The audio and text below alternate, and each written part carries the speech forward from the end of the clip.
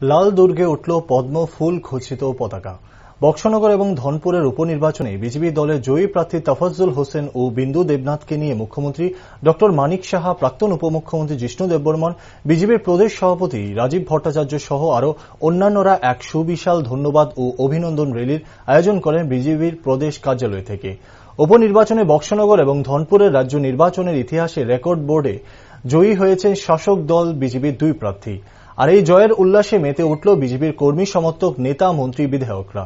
গেরুয়া আবিরে রঞ্জিত হয় ব্যান্ডের তালে তালে দলের কর্মী সমর্থকেরা নাচে গানে আনন্দে মেতে ওঠেন। বক্সনগর এবং ধনপুর বিধানসভা কেন্দ্রের উপনির্বাচনে বিজেপি প্রার্থীদের বিশাল জয়ের জন্য গণদেবতা এবং রাজ্যবাসীকে আন্তরিক অভিনন্দন জানিয়েছেন বিজেপি। বিজয় মিছিলে অংশগ্রহণকারী এক দলীয় কার্যকর্তা বলেন, ত্রিপুরা রাজ্যের মানুষ প্রমাণ করে দিয়েছে সিপিএম এর অস্তিত্ব এ রাজ্যে আর নেই। বিজেপি সরকার উন্নয়নের জোয়ারে ভেসে ধনপুর এবং বক্সনগরের মানুষ বিজেপির ভোট বাক্সে ভরিয়ে দিয়েছেন। শুক্রবার বিজয় মিছিলে অগণিত নেতাকর্মী সমর্থক পায়ে পা মিলিয়েছেন। শহরের মিছিল বিভিন্ন রাজপথ পরিক্রমা করে। আজকে দেখুন, ত্রিপুরা রাজ্যের উপনির্বাচনে ভারতীয় জনতা পার্টি রেকর্ড ভোটে জয়যুক্ত হয়েছে। তো ত্রিপুরা রাজ্যের মানুষ এবং ত্রিপুরা রাজ্যের গণদেবতারা সেটা প্রমাণ করে দিয়েছে যে সিপিএম এর অস্তিত্ব ত্রিপুরায় নেই।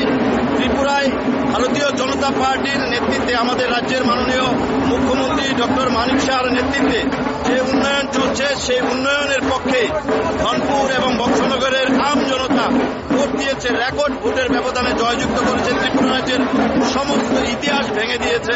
আমরা ধনপুরের এবং বক্সনগরের যারা গণদেবতারা আছে তাদেরকে আমরা ধন্যবাদ জানাই যে আপনারা আপনাদের মতামতের ভিত্তিতে ত্রিপুরা রাজ্যের ডেভেলপমেন্টের জন্য আপনারা যে রায় দিয়েছেন, সেই রায়ের উপরে আমাদের সরকার কাজ করবে, এই রাজ্যের আপামর জনসাধারণের জন্য কাজ করবে।